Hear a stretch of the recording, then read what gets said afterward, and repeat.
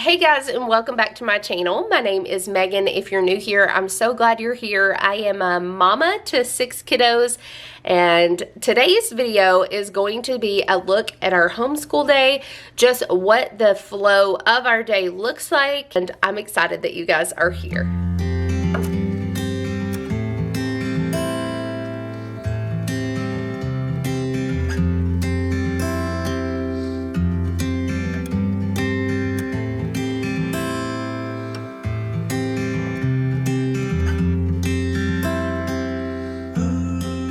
We are getting started with our day. I am chilling here with my coffee. Lily has hers. She literally has like that much with a bunch of milk. But we are going to start our day with Bible and World Watch News. Asher, can you go get the Faithopedia flip book? So we really like World Watch News. It's news from a biblical worldview perspective. And so we do that. And then the Faithopedia flip book, we really love this thing. I know I've talked about it several times on here, but we are really loving it. They do have like workbook journals that go along with it, but I just chose just to use the flip book, and they have their own journals that they write in about it. So we just go over whatever is on the little flip chart for the day, and then they have their own journals that they journal in. What it's doing is it's going through the books of the Bible, and it is breaking it down, like who it was written for, who it was written down by, just background information, key verses. It also has like specific vocabulary relating to theology and what we see in the character of God in that specific book of the Bible. And so it's been really good.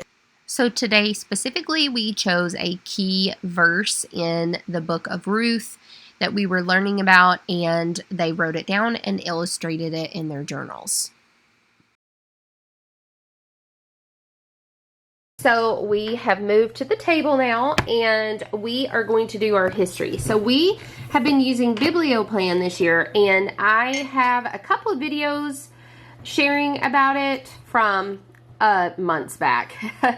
And I will link those down below if you're interested, but this is probably now my all-time favorite history that I've ever done, and this is our 9th year of homeschooling. So we are for sure using it next year. It is for all ages. I personally, though, would say more like 2nd grade through high school. So to make it high school, you just get a different kind of textbook, I guess. But it doesn't read like a textbook. It's very readable. And then you have your family guide that has everything laid out. You can use other resources, even like Story of the World or Mystery of History, and it tells you what to read for those. It has literature suggestions for age ranges. It has family read aloud suggestions, activities, free videos online, like movies you could watch to go along with each chapter and stuff. And we just absolutely love it. I will have a couple more videos coming up, one that is a full review and another that is do a lesson with us if you want to see more about it. But we are loving it. So we're also going to do our read aloud. And while I am reading, I'm going to have them go ahead and start on their picture for history. It's got a lot of details, so it should take them a while between the history reading and our read aloud to get it nice and colored. And then they'll find out why Alfred is burning the cakes. Okay, so when they set fire to the towers, what did the Franks do then? Poured water on it. Poured water on it. And when what was they the poured stuff on their heads. Pitch on their yeah, when they tried to climb the tower, they poured hot pitch on them. Oh my goodness, could you even imagine? Yep. That would be awful. And that was called the Siege of Paris, right? They had to become Christian. And he actually gave them what area? Normandy. And they became known as the Normans. And he made Rollo, the Viking, into what? The Duke. The Duke of that area, right? The Duke of Normandy. Okay, so now that we are done with history and Bible, it took a little bit longer than normal. It was a lot of reading today, but then also like discussion, especially during Bible earlier. So this is, I have my planner out, and the way that I plan, let me turn this around. The way that I plan is I actually like to go ahead and write down everything, but then I write it in pencil. So if there's something that we actually don't get to, then I can just erase it. Or if we stop at a certain point, like in All About Reading, then I can write notes to myself about like where we stopped, like if we need to really practice things and stuff. So what I do is as I finish each thing, I will just take my highlighter and I just highlight it to kind of mark it off. And so yeah, that is how I do things. So I put all of our like family subjects in this big section. I love this layout, by the way. This is by far my favorite planner. It's an Anna Vance planner, and I'm absolutely loving it. But I just put all of our family subjects or like things that we have to do this day up here, and then each kid has their little box down here, and I write each of their individual subjects down here. And I just, like I said, I love this layout. It has by far been my favorite layout. Okay, so right now, this time, especially with our very busy little guy not here today, this time is usually kind of quiet because each of my kids are kind of working independently. I am basically here anytime somebody has a question. Now, there are some things that I have to be fully available for. For example, when I do All About Reading with one of my kiddos, or I need to go over something in math. Normally, with our math, we use Christian Light Education. Love, love, love that math. I talk about it all the time. With Christian Light, it only takes me like maybe 5 minutes at the most, I feel like, to teach a new concept if I even need to. So my older kiddos, they actually hardly ever need me for math because it is so well taught. Just in their student pages, and so they rarely need me. So I'm kind of here just to kind of like look and make sure they're getting it and stuff like that. So this time, like I said, with the exception of a few subjects, is where they are just working on their reading, whether it's reading independently and completing their guides, or working on the independent sections of their reading where they don't need me, or they're working on math or English or writing, that kind of thing. So I like to sit in the same area, all of us, so that I can be available for whoever or whenever they need me. But otherwise, they're all just working away here. There's kind of a look at the room. I don't even know if you guys saw that when I spun the camera around. But anyway, so that's what's happening here. So our subjects that we do together, with the exception of Tanner, who does his science separately because he's doing general science from Apologia since he's in 7th grade. But we do Bible, science, and history all together. We even kind of do spelling together because we use Spelling Power and it's all in the same book, and that's something else that takes like 5 or 10 minutes total. But otherwise, we just kind of sit in the same area, like I said, so I can help them when they need help on these different things. So yeah. Now, you will notice I am not doing anything with Lily during this time. Lily is, I did not officially register her for kindergarten on purpose. She's young, and I just like really kind of want to take advantage of that. We are doing kindergarten work with her, but it is completely at like her pace, like at a much slower pace. So I'm thinking that this year we are going to name it junior kindergarten and then do full-on kindergarten into 1st grade next year for her. And so typically I will work with her when either John goes on lunch And then he, you know, I can pull her aside without any disruptions. Or during quiet time when Noah is down for nap and everybody else is doing like their quiet activities, and I will do it then. So just a look at lunchtime. Sophia is getting her lunch. Everybody just does their own thing and gets what they want. So we got some grilled sandwiches going. Oh, I'm not using that one today. Not the sandwich maker. We're just going to put it in the pan and toast it up good. This is what I'm having. You're making some rice? Yeah, it's with garlic. Yeah. It's the last one. I had ladies over last night for dinner and I didn't get all my dishes done. Whoopsies. Okay. Tiniest. Tiniest. Now turn it back to its root word.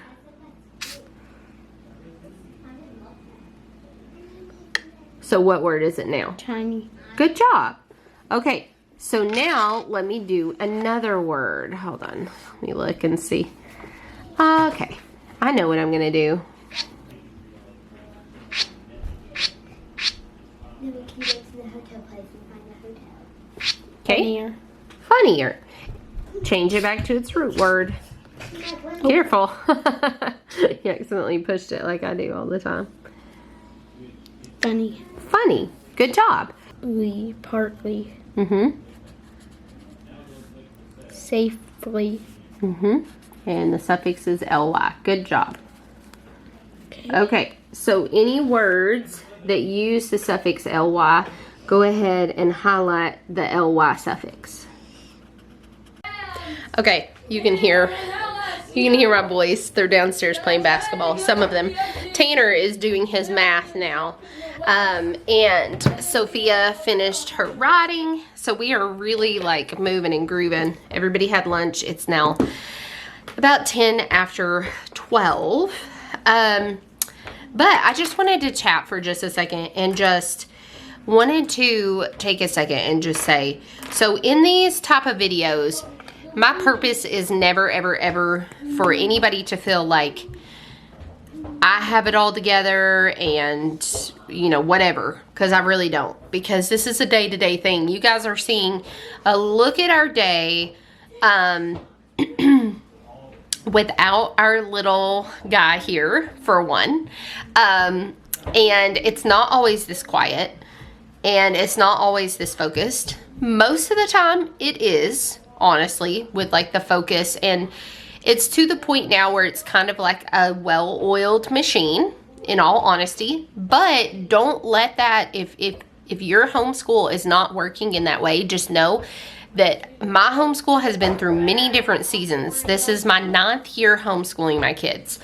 And so if you're a new homeschooler especially, or you have new little ones in the mix, I've been through all of that. I mean, having 6 kids where they're all stair-stepped, I've definitely been there. So every year is gonna look different. Like those seasons are constantly changing, and it's different day by day too, because kids are unpredictable, especially when they're very small. So don't let that discourage you. Just know that we've all been there. Like we've all had those moments where it's just like, I don't even want to school anymore today. We've all had those days. And there are also days around here where attitudes happen, and not always my kids' attitudes, sometimes my own heart attitude. So everything is not daisies and roses. It's not on camera because I just don't want to do that to my kids. But today I actually had a child tell me they didn't want to do part of the history lesson. To which I said, well, you're going to do it because that's what you're supposed to do for history today. So, you know, there are always those moments. So, anyway, I just wanted to say that, just break off and say that for a second. But I also will say, having done this for 9 years, there's a few things that I have found that are really, really helpful just for keeping things going in your home school. And that is, number one, first and foremost, is having some type of set routine. So it creates this underlying expectation of what the day is going to be like. Our kids thrive, like all kids thrive on routine. And so having some sort of routine, I'm not talking a strict schedule, I can't even adhere to that, but just having like a daily rhythm to your day. This is what happens every day. And granted, we have days where obviously not every day looks the same for us. We have 2 days where we have to drop off the little guy and pick the little guy up, and that creates like a difference in routine. We have days where we have to go to tutoring in the middle of the day or things like that. But there is still a basic routine and rhythm to our day every day. And so your kids get used to that. They get used to what is expected of them. And so it helps in creating an environment where your homeschool is a little more structured. The other thing that I would say is reducing distractions. Now, people don't count when I'm talking about this, because that is honestly, we can do our best to control our little ones and our toddlers and things like that. But the reality is that they're little, they're needy, and they're loud. And so that's not what I'm talking about when I say distractions. What I'm talking about is things like media. So in our house, for example, there is no media allowed to be on. They're playing. They're going on a treasure hunt. There is no media allowed during the day until at least after 2 o'clock. Now that 2 o'clock time is quiet time around here and what I like to call quote unquote cultivation time. And it is a time where they can do quiet crafts or do some different like skill for refining things. Work puzzles, play a game with each other as long as it's quiet, things like that. Around 4 o'clock is when media can then come on if all things are done and stuff like that. So this is something that we actually didn't even fully implement until a few weeks ago, like almost a month ago at this point. But previously it was still an expectation that media is not a thing until quiet time. But now that has even changed even more and pushed back a little more. And it has created so much more peace, even with the little ones, because at one point I was actually utilizing like learning programs and things like that for my little ones, as like a quiet time tool kind of thing so that I could school my other kids. But I actually found that it created too much stimulation, and so I would rather them just go off and imaginatively play, which is what they typically do. That's what Lily does. She'll come in and out of what we're doing. She sat for part of history and for the read aloud. But then she just ran off. But then she was making treasure maps. And now that they're kind of breaking from school a little bit, they're going on a treasure hunt with her treasure maps. So, you know, just things like that. So, yeah, I don't know. I just kind of wanted to chat about that for a second. 0 or 4. 4. Nope, you can't. You only get one. Okay, I'm gonna choose 1, 2.